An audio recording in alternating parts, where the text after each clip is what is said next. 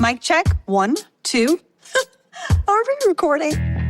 Hi, I'm Michelle Bernstein, an award-winning chef, restaurateur, and mom. I have a lot on my plate, including my psoriatic arthritis symptoms. That's why I was prescribed Cosentyx. It helps me move better. Cosentyx secukinumab is prescribed for people 2 years of age and older with active psoriatic arthritis. Don't use if you're allergic to Cosentyx. Before starting, get checked for tuberculosis. An increased risk of infections and lowered ability to fight them may occur, like tuberculosis or other serious bacterial, fungal, or viral infections. Some were fatal. Tell your doctor if you have an infection or symptoms like fevers, sweats, chills, muscle aches, or cough, had a vaccine or plan to, or if inflammatory bowel disease symptoms develop or worsen. Serious allergic reactions and severe eczema-like skin reactions may occur. Learn more at 1-844-COSENTYX or Cosentyx.com. Ask your rheumatologist about Cosentyx.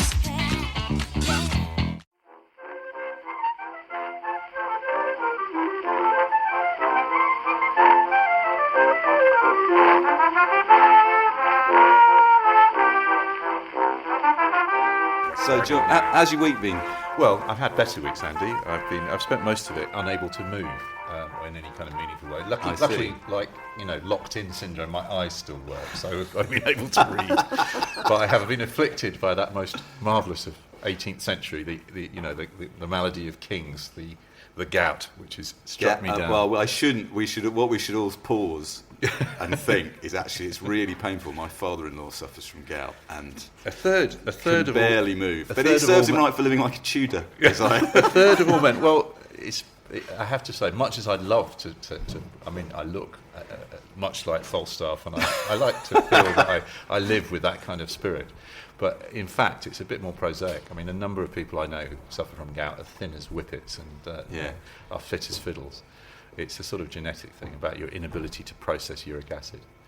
I suspect that there are probably deep other reasons for why we come down with these inflammatory illnesses like cancer. But it's not much fun.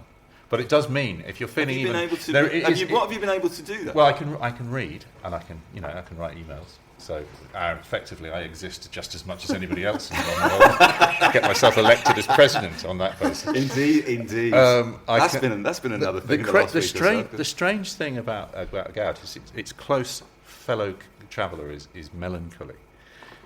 Yeah, it does make you quite depressed. I don't know whether that's a function of pain generally, but I think it's. That's funny because I've got that covered. I've got melancholy, and you've got the gout. I got melancholy. It's a good preamble because I think melancholy comes up a lot with the writer whose book we're going to be discussing in Backlisted. So great segue. Great segue. Look at him go. So hello and welcome to Backlisted, the podcast that gives new life to old books. Once more, we're gathered round the kitchen table in post-industrial Islington, the canal side office of our sponsors Unbound, the website that brings authors and readers together to create great books. I am John Mitchinson, the publisher of Unbound. And I'm Andy Miller. I am the author of The Year of Reading Dangerously, our 50 great books, open brackets, and 2 not so great ones, close brackets. Saved my life. And joining us today is the author Kit de Waal. After a 15-year career in the legal profession, Kit's first novel, My Name is Leon, was published earlier this year by Penguin, and as of yesterday, it's just been shortlisted for the Costa First Book Award. Woo! So a big and not at all patronising, well done you. Thank you. And thanks for coming. How do you feel about being on an awards shortlist? I think it's great. I'm not one of those people that would ever say, oh no, it's beneath me, I don't believe in them. I'm just massively chuffed. I want the award, I want to win. Yes! Excellent. Good. I love all over broken glass. Yes. I'm still I still think the greatest acceptance speech of all time was Antonio Byatt saying, I'm delighted because now it means I can buy that swimming pool for my house in France that I've always wanted. Which I just thought, yes, that's why not? Enjoy. I thought wonderful thing that Philippe Sands did giving his prize, the Bailey Gifford, to the refugee charity. But I thought a lot of rather pointless discussion about whether authors should or shouldn't give it. It's totally up to the author, isn't it? I mean, I think he's a QC, right? So and it's a brilliant book, by the way. East West City, but it's But don't shame people No. into thinking I can't have this money and enjoy it, and in some instances use Spend it to pay it my on- electricity bill. Or on Or fags and spend it on booze, fags and frankly. booze. I literally have got a story about this that I would so like to say out loud but I can't. Oh, Lordy. But if, as Danny Baker would say, if you press the red button now while listening, you'll be able to hear that story. So, John, digressing already brilliantly, the book that Kit has chosen for us to talk about is So Long, See You Tomorrow by William Maxwell. And I just want to tell very quickly, before we get on to the next bit, how we came to be sitting around this table. So, Kit, you and I did a panel, didn't we, last month up in Durham. What was that panel about? It was about what makes a classic and what qualifies as a classic, and are there any overlooked classics? So we were talking away for the Not at all germane to this podcast. for the amusement and edification of an impressively sized audience. Yes. So we were talking away, and we were talking about a novel called Stoner Yes. by John Williams, and we were, I'm not carrying this one alone, we were agreeing that although that is a very good book, Yeah. it maybe isn't a classic. It's a good book. Yeah, it's a good book. It's a good book, maybe it's not a classic. And Kit said, I'll tell you what is a classic though. So Long, See You Tomorrow by William Maxwell. Have you heard of that? Heard of it? Heard of it. I said, I approached you afterwards and Yes. said, I know a podcast you could come and appear on. Because, John, what is your connection Well, with my this connection book? is that I published it in the UK. I think it had actually been published by David Godwin in Secker in hardback. Right. That was my... but it had done absolutely nothing and disappeared. And literally, it's one of those stories. I was at Frankfurt and had a meeting with the Andrew Wiley agency, and didn't usually presage anything of interest. And I was given a copy of All the Days and Nights, the stories of William Maxwell, which had just been published by Knopf in the States. The classic thing. You don't really realise. I had a vague notion that Maxwell had worked at the New Yorker, and I hadn't read So Long, See You Tomorrow. But I got a kind of care package of Maxwell books from various out-of-print editions from Wiley. Took them back and started to read them, and there was that thing of this is just, an outrage that the writer. It's like discovering this almost never happens for a publisher.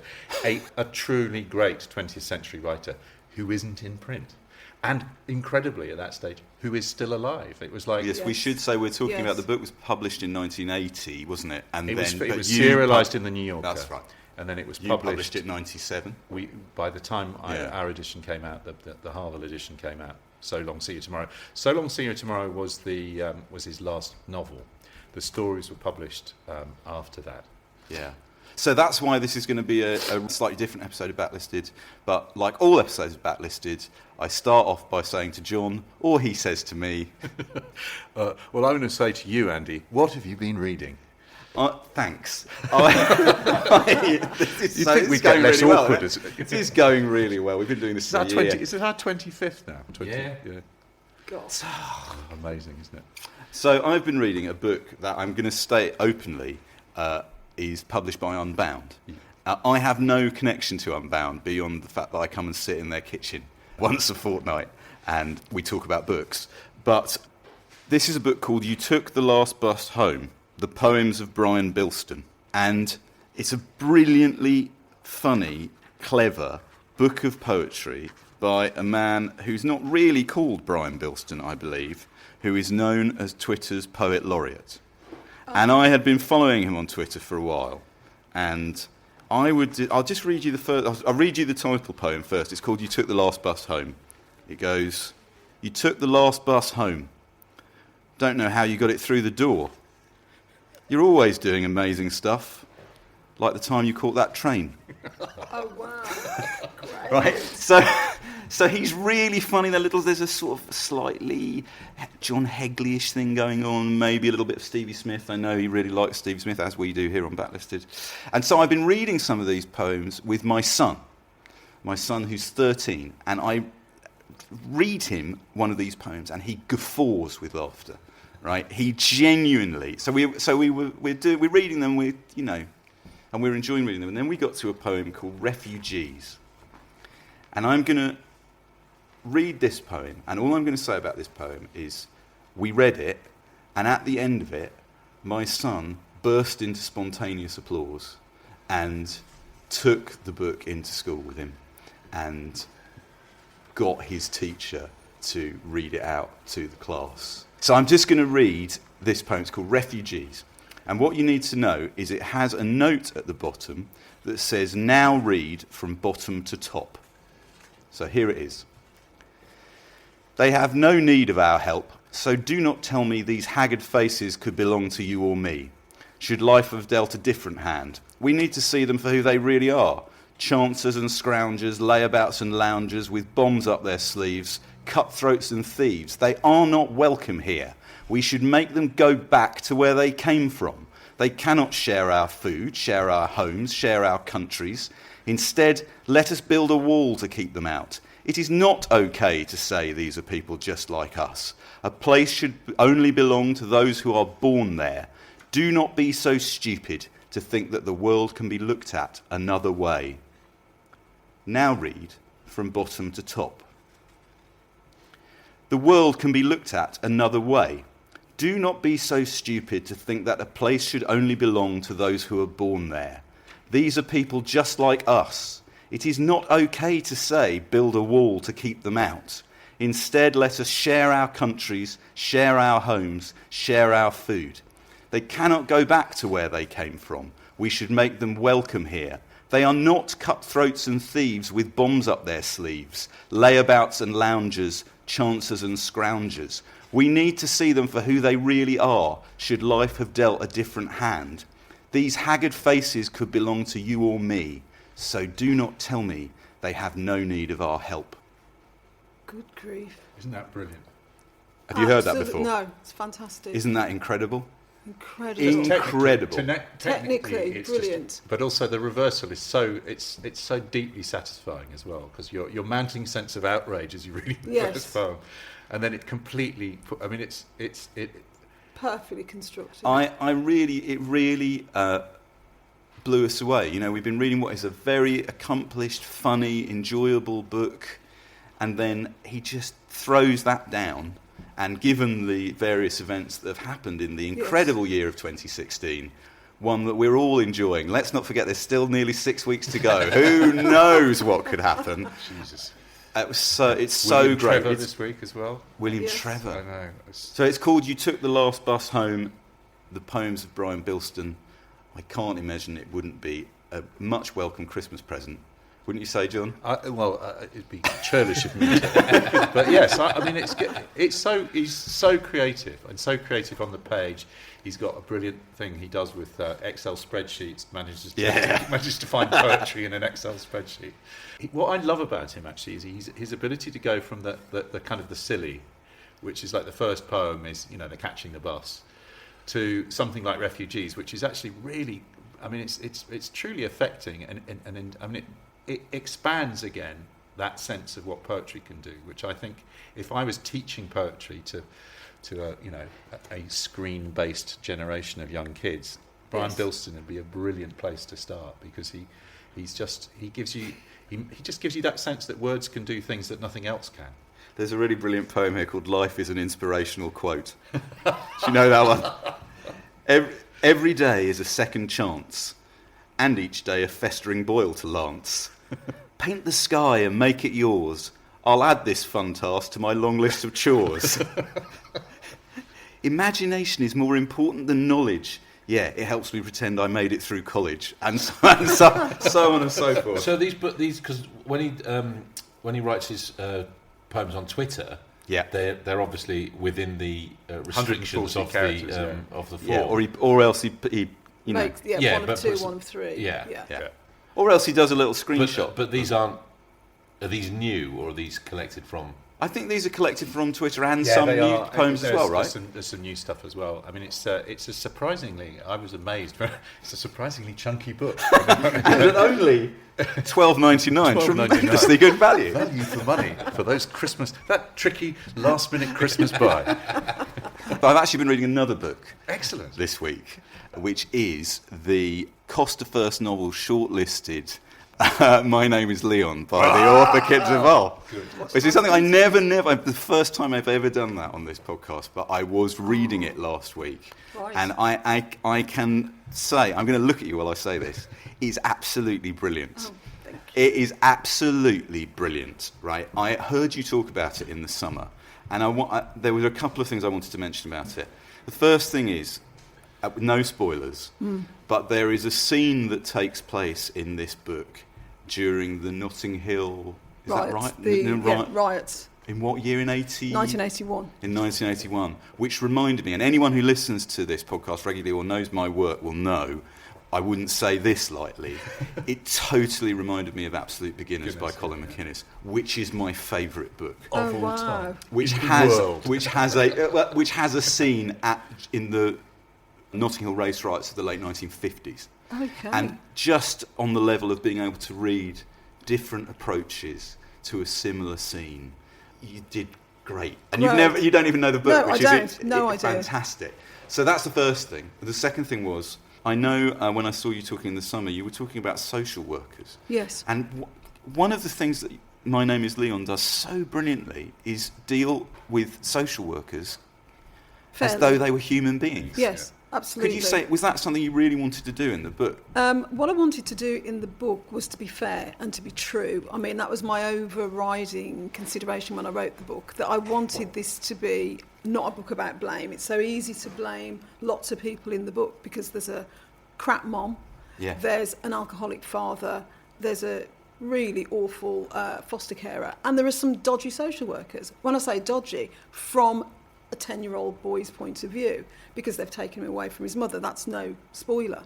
I wanted to be... I mean, I've worked with social workers for many, many years, and I've seen these people up against the coalface in the most difficult circumstances, having to remove children, having to go into the most terrible circumstances and remove children out of violent houses, drug dens and so forth, doing their best.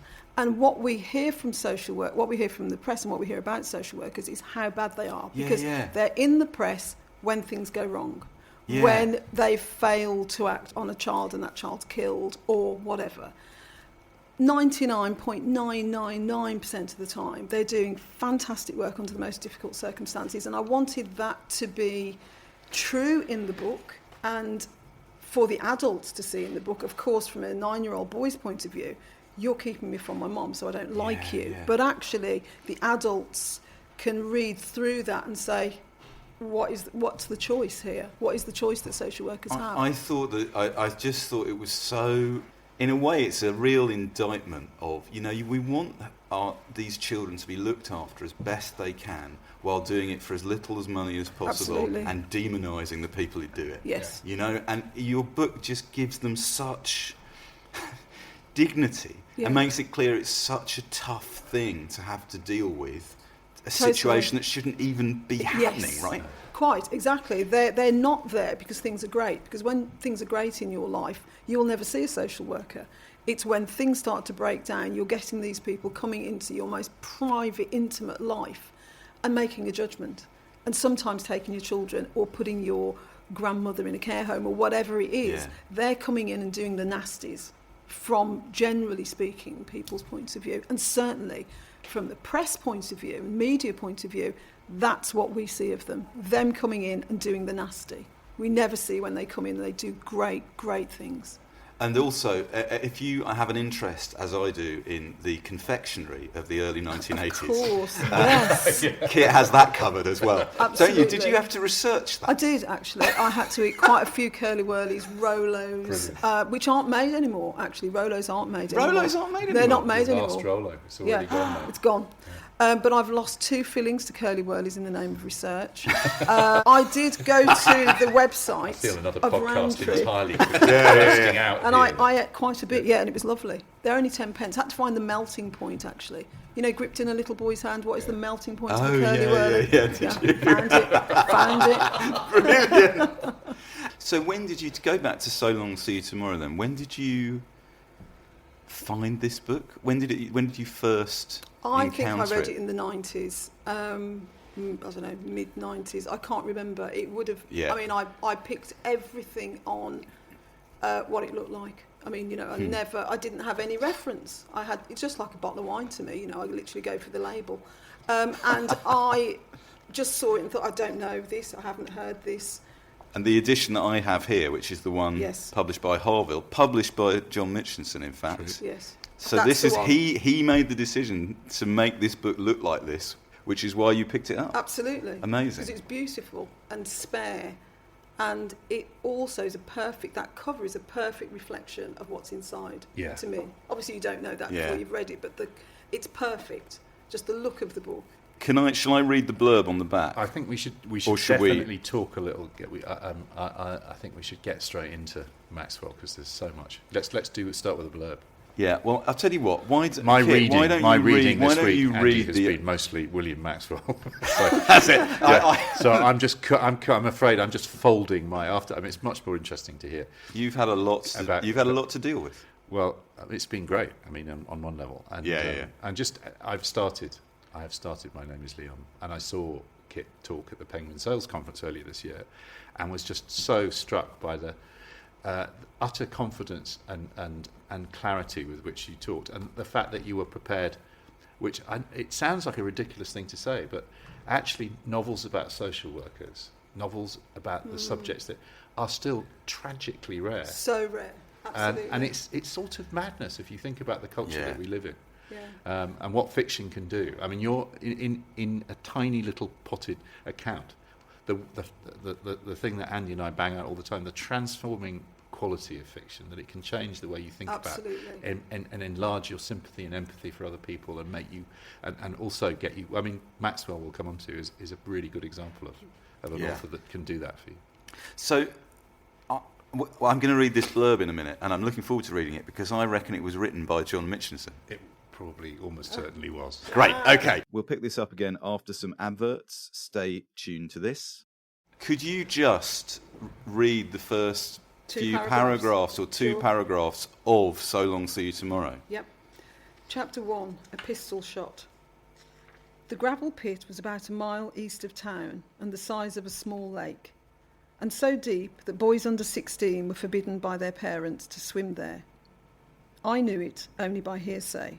It had no bottom, people said, and because I was very much interested in the idea that if you dug a hole straight down anywhere and kept on digging, it would come out in China, I took this to be a literal statement of fact. One winter morning, shortly before daybreak, 3 men loading gravel there heard what sounded like a pistol shot, or, they agreed, it could have been a car backfiring. Within a few seconds, it had grown light. No one came to the pit through the field that lay alongside it, and they didn't see anyone walking on the road. The sound was not a car backfiring. A tenant farmer named Lloyd Wilson had just been shot and killed, and what they heard was the gun that killed him. It's so good, Perfect. isn't it? I mean, it's so I've got a quote from Maxwell here about the beginning of the book. This is from his Paris Review interview. Have you got it? We've John? both been. But it's an amazing interview. He says, originally the first sentence of So Long See You Tomorrow was, very few families escape disasters of one kind or another. When the New Yorker bought it, the editors were troubled by the fact that for the first 20 pages it read like reminiscence. A good many readers don't enjoy that sort of thing. And over the years, the New Yorker have been blamed for publishing too much of it. Very, very dry, Maxwell, isn't it? Unbelievable. Actually, if writers don't put down what they remember, all sorts of beautiful and moving experiences simply go down the drain forever. In any case, the New Yorker was afraid that readers, seeing also that it was very long, would stop reading before they discovered that it was really about a murder. so I moved things around a bit at the beginning. Because that phrase does appear. Yeah. The phrase that he was going to start with, that does appear in the book. So we should say that William Maxwell, the fact that you need to know about William Maxwell is not merely that he was a novelist, he wrote half a dozen novels we're going to talk about in a minute, but he was also the fiction editor at the New Yorker magazine for 40 years. For 40 years in an era where he His was the editor list of of authors. Do you want? I mean, well, we'll come on to it. But what the person that we're talking about today is a craftsman in the best possible sense, craftsman of stories, sentences, both those things. And we'll talk about sentences as well. Yeah, and. But let me just read the blurb then on the back of this copy of So Long, See You Tomorrow. So you, John Mitchinson, wrote this. I got the quote from Richard Ford as well. Did you? Yeah. Do you want me to read that as well? Do you like Ford? Okay, so what... No, don't read it. No, well, you can if you want. It's all right, says Richard Ford. No, he doesn't. He says something more in-depth than that. So Ford says, for writers of my generation, William Maxwell's So Long, See You Tomorrow is the book that made us all think we needed to write a short novel. And magically, since Mr. Maxwell's book is so magically deft at being profound, that we could do it. But my God, what a model to take on. Easier to bottle the wind. It possesses that daunting quality impossible to emulate. It makes greatness seem simple. Wow. That's pretty good quote. That's what I call a puff quote. Yeah, right. And then you wrote, right? You following Richard Ford. Follow that. Here he comes. Two families deep in rural Illinois had shared much, and then too much, with jealousy leading finally to sudden death. A tenuous friendship between two lonely teenagers, the narrator whose mother died young, and Cletus Smith, a troubled farm boy, is shattered. It is Cletus's father who has committed the murder, and now the son retreats wholly from public view and the stares of the morbidly fascinated. The narrator never exchanges another word with Cletus, but many years later he sees him in the bustling corridor of a Chicago high school. They pass without a word.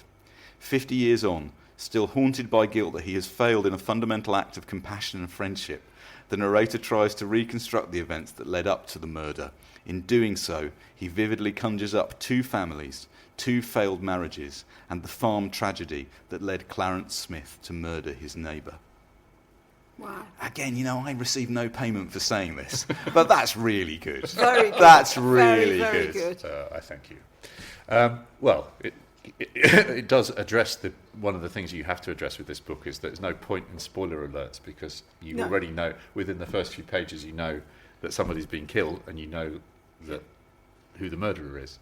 So that's one of the things I love most about the book. I think is that it is a mystery. It is a kind of a thriller, but it's attempting to put together to unpack the reasons, the motives, the emotions that fed into this kind of act. I should just add, I've got another little quote here which is very relevant to what you were just saying and what we were just talking about, where the Paris Review interviewer says, how do you know when it's time to write another novel? Is it some sort of instinctual act, like the impulse that impels birds to migrate? And Maxwell says, I expect to live forever, and therefore I never get worried about what I ought to be writing, or about anything undone. In the case of So Long, See You Tomorrow, I was sitting at my desk, and something made me think of that boy I had failed to speak to. Yeah. And thinking of him, I winced. Yeah, it's lovely. And I saw myself wincing, and I thought, that's very odd. Indeed, that after all these years you should have a response so acute. Maybe that's worth investigating. And so that's what I set out to do. Now, Fascinating. having read more Maxwell in the last month or so, I had read this before, I think, but I realised, Kit and I, we were saying, weren't we, that what does he do? He's constantly circling round. Yeah. He worries at this thing. He picks at it. It's like a scab that it's barely healed, and he keeps picking it up and seeing is the wound still there? Yes, the wound is still there. At decade-long intervals, right? Yes. That the different novels often return to very thinly veiled autobiography. Yes. And the stories as well for things that had happened. I mean, John, you know about this, things that happened to him in his childhood. And well, I think maybe we should do this. Should we do the biography? Yeah. Give everybody a bit more. He was born in 1908 in Lincoln, Illinois. It's important to say that Lincoln, Illinois is 4/5 of his output of stories. He wrote lots of stories. He wrote 6 novels. He wrote a memoir. He wrote a couple of children's books. He's published a couple of correspondences with Frank O'Connor, wonderfully titled. My favourite title of any book ever, The Happiness of Getting It Down Right, which is both as a writer and as an editor. You know that. His mother died in 1918 when he was 10 years old, which is the absolute key to Maxwell's life. To some extent, his work is always going to be about his childhood. And this book, the last novel, is certainly about that. He moves to Chicago. I'll come on a little bit to talk more about his mother's death. Moves to Chicago. He goes to University of Illinois. Goes to Harvard. Ends up teaching creative writing, and then finds himself at the New Yorker in 1936. He's published one novel at that point, Bright Center of Heaven. At the New Yorker, he becomes fiction editor for 40 years. Okay. Shall I just give you some of the names here? So William Maxwell was at various points, the editor of Vladimir Nabokov, John Updike, Sylvia Townsend Warner, J.D. Salinger, John Cheever, Elizabeth Taylor, Frank O'Connor, Mavis Gallant, Shirley Hazard, of course, Eudora Welty, and so on and so forth. Eudora Welty described him as, she said, if you're a writer of fiction, he was HQ, he was headquarters. So Maxwell was had this. Salinger, I didn't know this until I started to research for Salinger drove out to the Maxwell's country home and read to them over the course of one long afternoon the entire first manuscript of Catcher in the Rye. Wow. That is how highly in regard Maxwell was held as an editor. And I mean, it's very, very hard to find anything that, he was a kind of one of those human beings. He lived maybe to say a little bit, he was very lonely. I mean, he had a very lonely, and I think after his mother died, he suffered absolutely terribly, and you can feel the suffering for that is in the book. And he married late. He married Emily, or Emmy, as he always referred to, as the most beautiful woman he'd ever met. And they had 2 daughters. His first daughter was born when he was 46. So he had the happy family life. And again, the subject, the great subject of Maxwell's fiction is family, home. He once said he was trying to write a natural history of home. And I think it's one of the things we've kind of always got to talk about with Maxwell is why is he not better known? For somebody who was, he gets this reputation of being a writer's writer, and he is that for sure. But he is also, I think he is an amazing storyteller.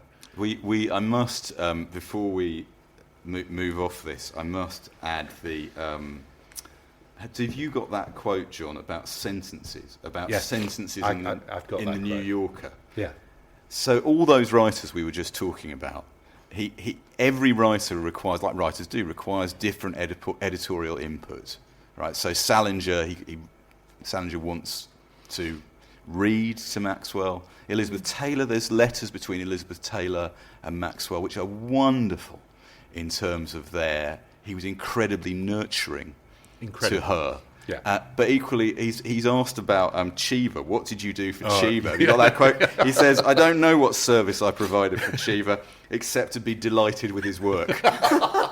Right? He also had this thing, he learned very early on that editing was, you did as little as possible. I think there's a wonderful story, which you've probably got as well, where one of his predecessors, or I think it was probably Harold Ross himself, said that did you teach at any point, Maxwell? And of course he had taught creative writing. He said the point as an editor is not to teach other people how to write. And it's one of those that one of the reasons I love The Happiness of Getting It Down Right, working as a publisher, it's just he writes really long, detailed letters to Frank O'Connor, and he gets quite short letters back.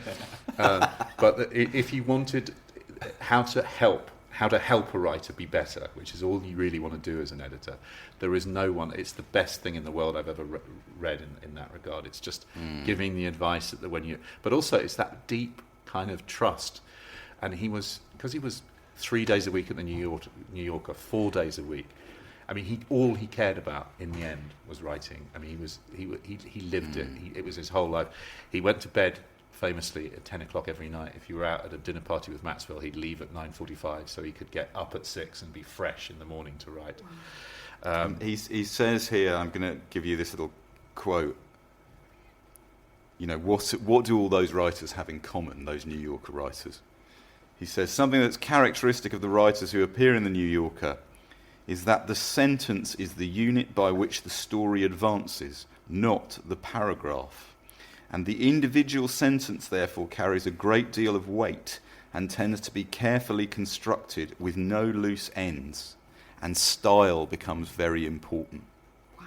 Now, that is utterly brilliant, but is also, of course, completely applicable to this book, to So Long, See You Tomorrow. But often when I was reading it, Kit, I don't know if you found this, that you seem to cover vast distances in a single paragraph in terms of emotional distance. Yes. What you were being told about a character's emotional development had been thoroughly concentrated down into the correct number of sentences. Totally. And then you moved on. Yeah. And I actually, several times, I had to stop, go back, reread, because I felt I was reading too fast. Yeah. Definitely. Yes, there's so much meat in there. One of the paragraphs in here that I read maybe 3 times, I mean, I've read the book a long time ago, reread it for this. The paragraph where he talks about his father remarrying, and he said he once saw a snake trying to swallow a frog, and it was so repulsive and so terrible, and he said, and that's what was happening. And I read it and I thought, it's grotesque. It's a grotesque image, and for him, that's what was happening. And I thought, oh, that's ugly and it's horrible. And as a boy, you know, he must have been frightened. I was frightened of that image as an adult. And I stopped, you know, I couldn't get past that paragraph. I kept thinking, I just can't read on because that's awful. And I've got a little glimpse of what it was for him to see his place in that family usurped. That's how he felt about his father being remarried, that he lost his tenuous position with his father. Yeah. He also strikes a really good example. You know, the thing we were talking about, there was the quote from him about how he was sitting at his desk and he thought about this event that had happened 50 years earlier, and one gets the impression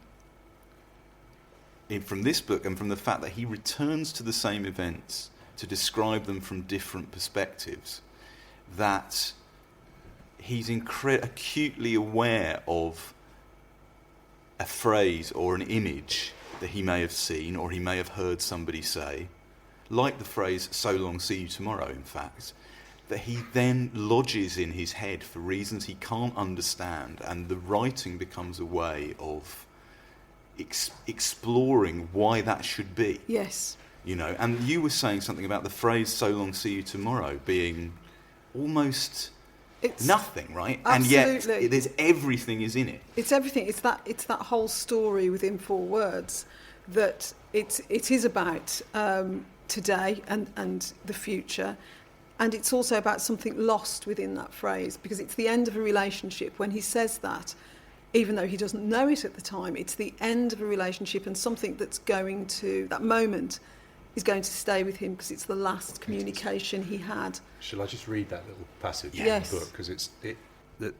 Because you've got these 2 stories. They've got Cletus's story where his family's, something terrible is happening in his family. You know, his dad is obviously consorting with the neighbour's wife, and you can feel that he's been separated. And then the narrator, who is kind of Maxwell, is obviously dealing with his mother's death. So this is the paragraph. When I was a child, I told my mother everything. After she died, I learned that it was better to keep some things to myself. My father represented authority, which meant to me that he could not also represent understanding. And because there was an element of cruelty in my older brother's teasing, as of course there is in all teasing, I didn't trust him, although I perfectly well could have, about larger matters. Anyway, I didn't tell Cletus about my shipwreck, as we sat looking down on the whole neighbourhood, and he didn't tell me about his. When the look of the sky informed us that it was getting along towards supper time, we climbed down and said, "So long," and "See you tomorrow," and went our separate ways in the dusk. And one evening, this casual parting turned out to be for the last time. We were separated by that pistol shot. It's so beautiful. You know what? It's really beautiful. It is, though, isn't it? It's so beautiful. It moves the story on, but it's also that thing of being able to dip down into the two conflicting emotions coming together. It is a rare thing, isn't it, to have a book? I think it does that sort of.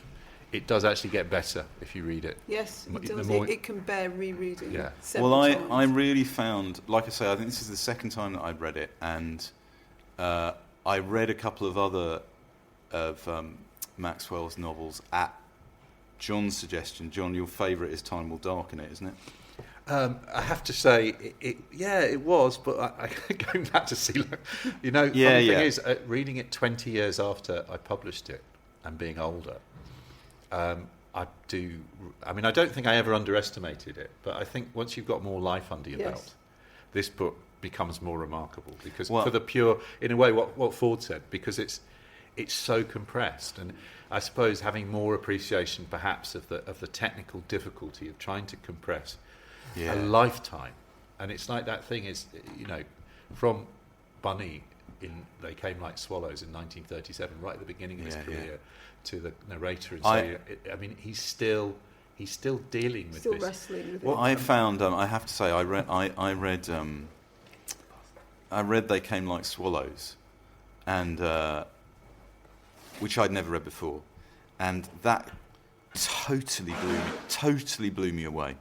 I love So Long See You Tomorrow, but They Came Like Swallows, precisely because I just read So Long See You Tomorrow, to then go back 40 years and see a younger man's account of some of the same events from three different perspectives, that of him, his brother and his father. I read it and thought, why isn't this? This is incredible to think this was written in 1937 as well.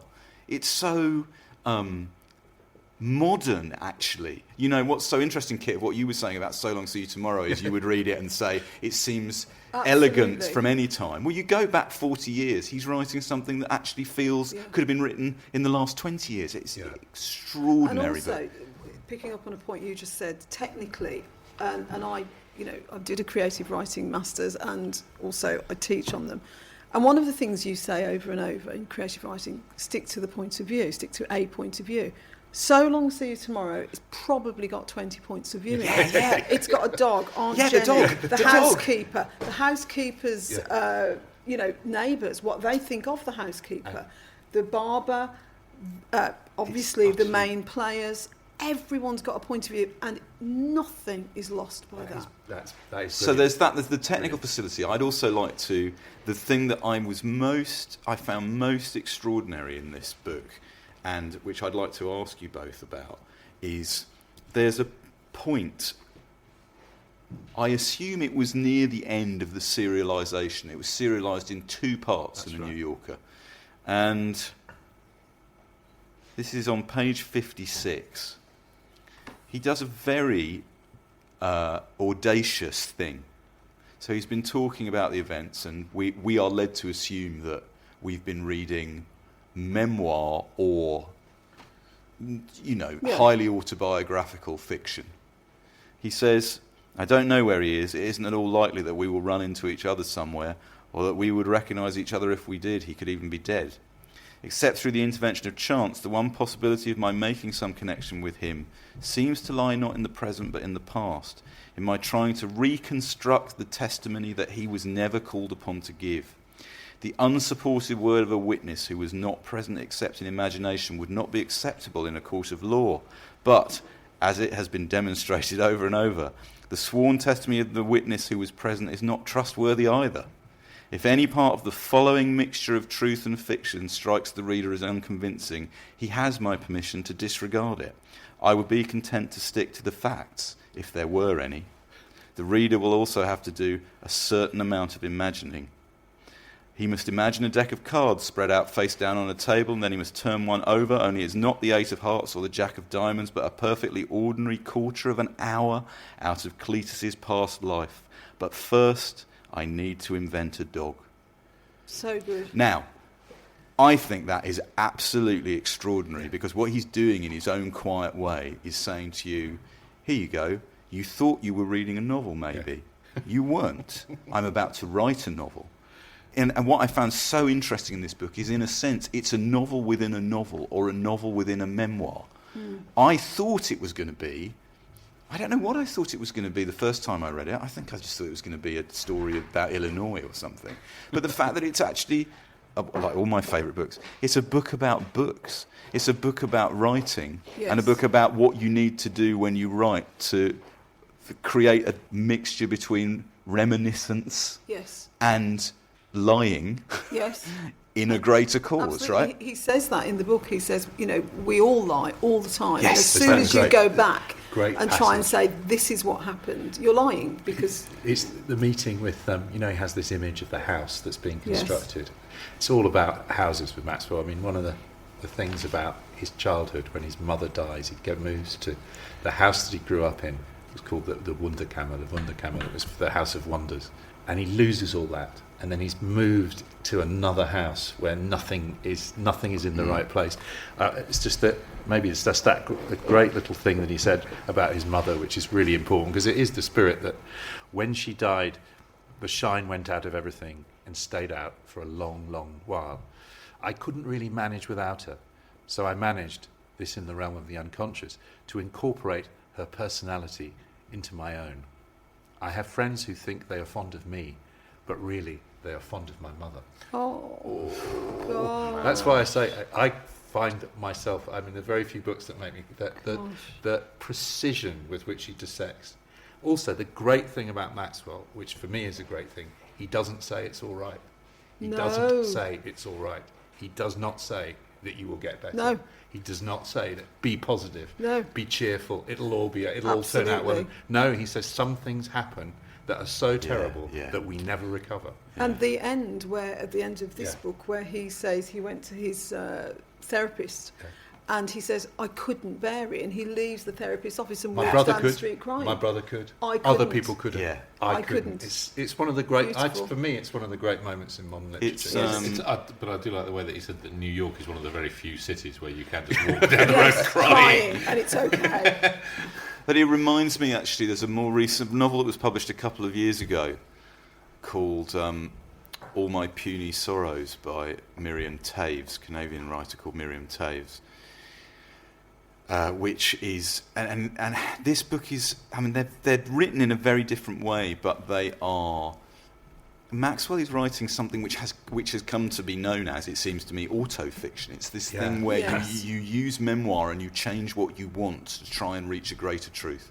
And in Miriam Taves' book, it's a novel about someone whose sister has suffered from long-term depression and who is constantly trying to do away with herself and succeeds. And it turns out that Miriam Taves had very similar familial circumstances to deal with. The brilliance of the book, as is the brilliance of Maxwell that John was just talking about, and this sounds lovey-ish, but it is what I mean, is its bravery. Yes. To confront the raw bedrock, the emotional trauma, and find the strength to go back to your desk day after day after day to turn it into something else. So it isn't you just writing, and then this happened to me and I felt sad. Yes. It's transmuting it into this other thing. I'm so full of admiration for people who can do that. There's a lovely line, I think, from that interview where he says, as I get older, they ask him, what have you learned? As I get older, I put more trust in what happened, which has a profound meaning if you can get at it. But what you invent is important too. Flaubert said that whatever you invent is true, even though you may not understand what the truth of it is. Wow. Wow. Isn't totally profound. Isn't that's, people say, why fiction? Why? Because actually, and I love that idea that the fiction is what you invent is true, but you just don't know. Yes. And that's the great thing. It's for other people in a way to complete that. Well, it does help you reading things like this about confronting tiny moments where you've done something wrong. You tiny moments. I mean, he's confronting walking past a guy and not saying anything. We've all done tiny things that no one else knows about, but we feel shit about. Yeah. And he's confronting that and saying, in this tiny moment, something shifted for me, and I'm going to go back and I'm going to try and put it right by writing about him. Kit, have you got that bit to read? This is, again, what you're talking about is that so long, see you tomorrow thing. That thing of 1 minute you're here and the next you're not. 1 minute you're one thing and then you're not. Yes. You have a friendship. In a phrase, the friendship is ended and you only know far long after the event that was it. Have you got a bit there? Sure. The bit I want to read is the way that Maxwell deconstructs what it is to be who we are. And talking about Cletus, he says about boys, he's speaking about, whether they are part of home or home is part of them is not a question children are prepared to answer. Having taken away the dog, take away the kitchen, the smell of something good in the oven for dinner, also the smell of wash day, of wool drying on the wooden rack, of ashes, of soup simmering on the stove. Take away the patient old horse waiting by the pasture fence. Take away the chores that keep him busy from time to time until they sit down for supper. Take away the early morning mist, the sound of crows quarrelling in the treetops. His work clothes are still hanging on a nail beside the door of his room, but nobody puts them on or takes them off. Nobody sleeps in his bed or reads the broken back copy of Tom Swift and his flying machine. Take that away too, while you're at it. Take away the pitcher and bowl, both of them dry and dusty. Take away the cow barn, where the cats, sitting all in a row, wait with their mouths wide open for somebody to squirt milk down their throats. Take away the horse barn too, the smell of hay and dust and horse piss and old sweat-stained leather, and the rain beating down on the ploughed field beyond the open door. Take all this away, and what have you done to him? In the face of a deprivation so great, what is the use of asking him to go on being the boy he was? He might as well start life over again as some other boy instead. It's beyond genius. Yeah. It's a deconstruction of a life. I know I've got to, we're all welling up here. That actually is that's an incredible bit of writing. But the knowledge is, the thing that he does that's so brilliant is, how can I put this? The prose is often very quiet, yes, very straightforward. That will have been preceded by something far easier to handle. And then he suddenly makes these gear changes into these tiny set pieces. Yes. As if to say, I have found a riff, I yes, am going to build on it, yes, polish it, make it perfect. I love it. Just a tiny sentence, just exactly that gear change. So you've got, Clarence in court, which is hopeless, and he can't make any sense of it, and he's adjudged to be cruel, and that's why the wife has left him. And then there's this paragraph, he said, nobody said in court that Clarence Smith was pierced to the heart by his wife's failure to love him, and it wouldn't have made any difference if they had. I know. God. That's because that's not in question. That's not the court case. So, John, you were saying something about, I just want to, before we run out of time. Yeah. So you knew Maxwell at the end of his life, and his wife, Emily. And I met them, I went and had tea with them. In their wonderful apartment. They died, didn't they, within a week days of one another. Yeah. So I wanted to read, we did Shirley Hazard's The Great Fire on Backlisted a while ago. And, of course, Shirley Hazard knew William Maxwell very well, was one of his writers at the New Yorker. And I just want to read, there's a very touching essay by her in the collection called We Need Silence to Find Out What We Think, about Maxwell. I just want to read you this. John, you were saying that when it came down to it, Maxwell lived for books and for reading. And Shirley Hazard says, in his last extraordinary year of life, while Emily Maxwell was slowly dying with a grace, a philosophy, and I would say a beauty that remains indescribable, Bill Maxwell reread War and Peace.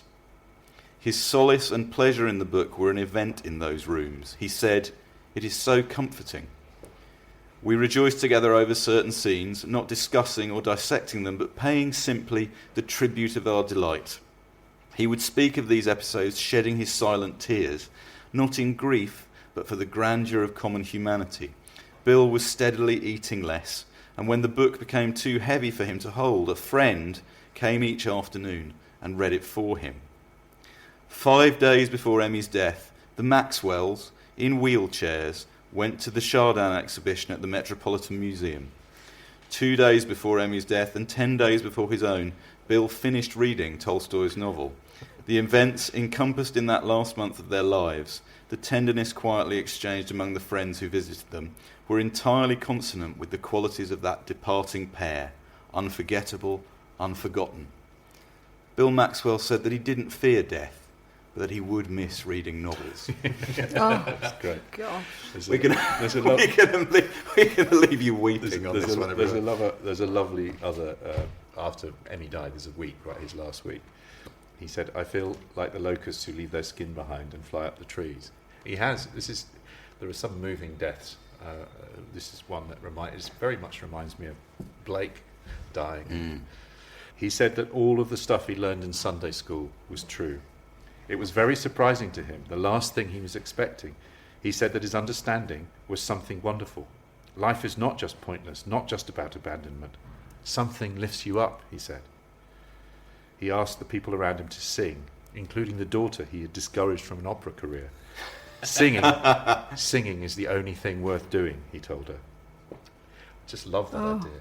Beautiful. He said, it's like Blake, Blake's wife dying, saying, that Blake died. Do you know what he has? Do you know what he has? I bet you do. Do you know what he has written on his gravestone? Actually, no, I don't. The work is the message. Isn't that great? Wow, fantastic. Amazing. I'd also like to say just quickly, so I read those two novels. I also read some of the short stories, and we have a little running joke on Backlisted about, don't read the novels, read the stories, read the journals. The stories, I have to say, are absolutely remarkable. He didn't write a novel between 1961, I think that's right, which is The Chateau, is it? Yes, The Chateau, 1961. And then this book in 1979, 1980. But he wrote a story called Over by the River. Do you know that story? Of course. So it's published in 1974. It's 40 pages long. Yeah. It took him 10 years to write. So it's like the missing novel, but it's absolutely incredible. But I was saying to Kit, if you asked me to tell you what it was about, beyond me saying to you, well, it's about a family in Manhattan, I would struggle. And yet it felt like pure writing. Yes. Do you understand what I mean? Completely. Just as though he had found this collection of moments and of impressions and had woven them together to create a decade's worth of life in 40 pages. It totally extraordinary. And several people recommended me Lee Randall recommended that I read a story called The Thistles in Sweden. It's a beautiful story. That's an amazing, amazing story. So this has been one of those backlists. They're, of course, listeners, they're always fun. But the pleasure of choosing one book and then other things coming out of that book with this particular episode. Well, he was so graceful. That was the thing. It was probably my happiest literary memory ever was meeting him and his wife. They were so thrilled that the book was being published, that all his books were being, because we were doing the whole backlist he had a great, obviously, great love of Europe and English publishing, and it was the impeccable manners, and it was we had tea together and we talked, and I corresponded a little after he died in 2000. But if you're interested in writing, if you're interested in literature, if you're interested in story, you're interested in the nuts and bolts, he's great. But there's something about So Long See You Tomorrow, there's something about that life with a the memory, the reality of his mother's death that he spends his whole life dealing with. He does at one point say, "I think this is it with my mother." By the way, I don't think she'll.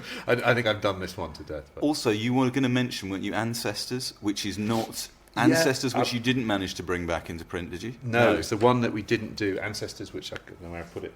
This is family history about that, and it's just remarkable. I mean, it's remarkable if you could imagine a book of family history going back to his Scottish relatives, but moving. It's also a dialogue with living relatives. And when was that published? That was published in the 1977, I think.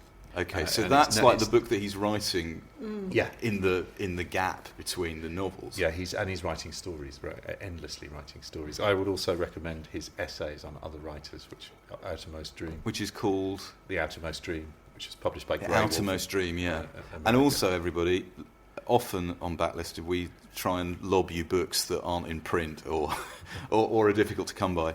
You could walk into a bookshop, I like to think, and pick up a copy of So Long, See You Tomorrow. Yes. Let's hope. And 3 or 4 hours later, you'll have read it, and you'll be enriched for doing so, right? Yeah, unfortunately, we're going to have to stop.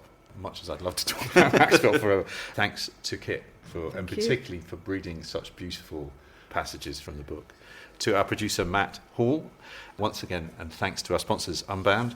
You can get in touch with us on Twitter at BacklistedPod, BacklistedPod on, facebook.com/backlistedpod, and on the page on the Unbound site, which is unbound.com/backlisted. If you use iTunes to listen to Backlisted, we'd be pathetically grateful if you could rate us, or even just leave us a review.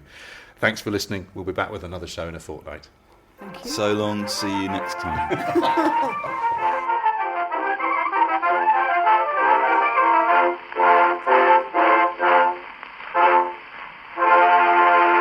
You can choose to listen to Backlisted with or without adverts. If you prefer to listen to it without adverts, you can join us on our Patreon at patreon.com/backlisted, where you also get bonus content of 2 episodes of Locklisted, the podcast where we talk about the books and films and music that we've been listening to over the last couple of weeks.